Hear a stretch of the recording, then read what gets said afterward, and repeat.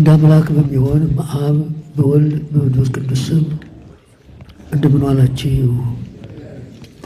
እንደምን ከረማችሁ?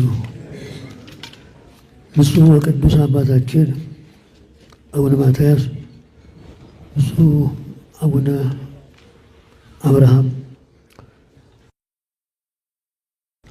ጠቅላይ ስራ አስኪያጅ፣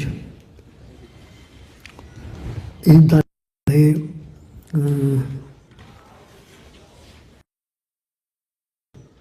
ከያላችሁበት የቤተ ክርስቲያን ስም የመጣችሁ የተሰበሰባችሁ ሰዎች፣ ሊቃውንት፣ መምህራን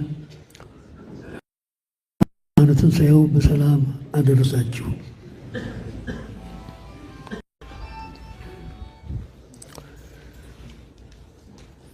ከሰነበተው አጀንዳ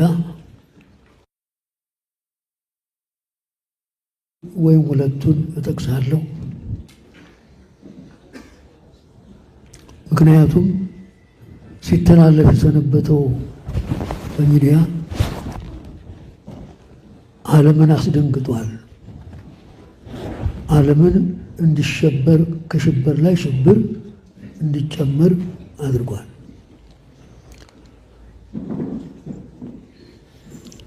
ማርያም ቤዛዊት አትባልም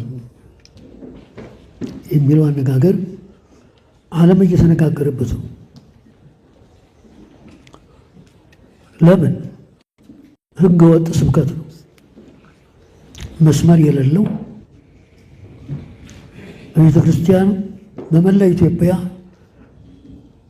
ተነግሮ የማይታወቅ ጊዜ የአጋጣሚ ስብከት እንጂ ጉሳተ ልብ ይባላል።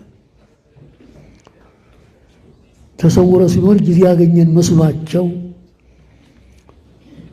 ጥፋታቸውን ለመግለጥ አድባራት፣ ገዳማት፣ ሕዝብ፣ ሊቃውንት በከፍተኛ ደረጃ ነው የሚነጋገርበት። ስለዚህም በተመለከተ ጥቂት አስታውሳለሁ። ትእዛዙን ለማክበር ነው። የትንሣኤ ሥርዓተ ዘአንበሩ አበዊከ